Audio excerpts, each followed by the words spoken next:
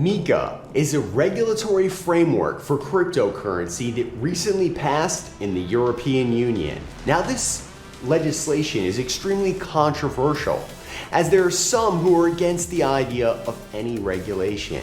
Now, we're going to present both the pros and the cons of this issue without taking any particular side so that you can make a decision for yourself. Those who are in favor of this legislation argue that it's good that cryptocurrency has finally been brought into the limelight.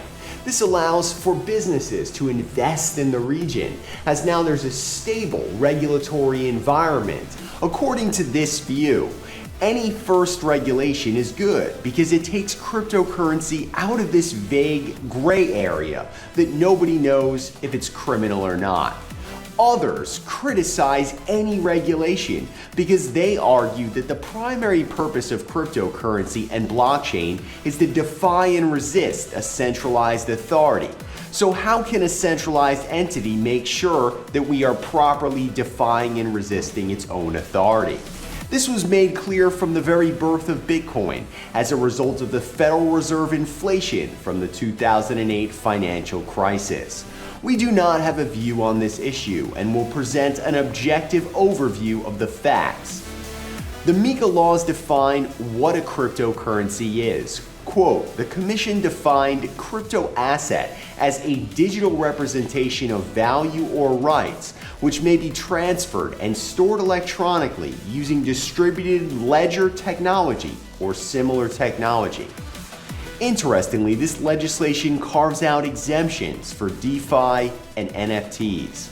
Under MiCa, anyone looking to publicly offer a crypto asset will need to produce a white paper that discloses information about it.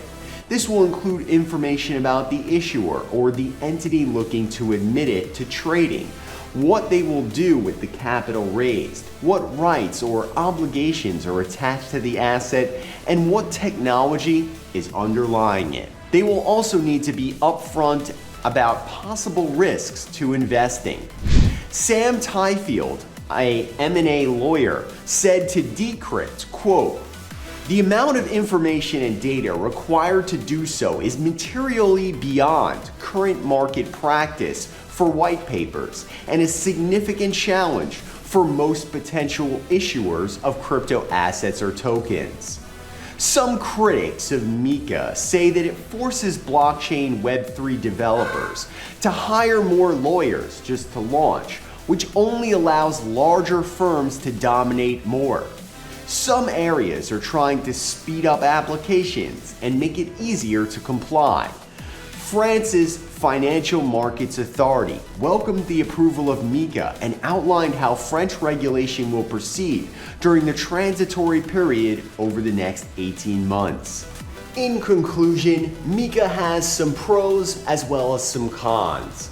On the pro side, people argue that this brings it into the legitimate limelight, allowing cryptocurrency firms to invest in the region. This will spread hopefully to other areas and will allow a clear-cut regulatory framework that will avoid unnecessary legal battles and hurdles.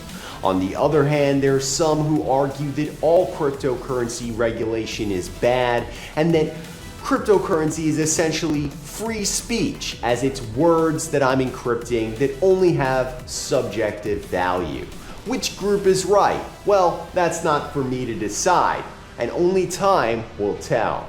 We'll see you in the next episode of Gate.io Learn.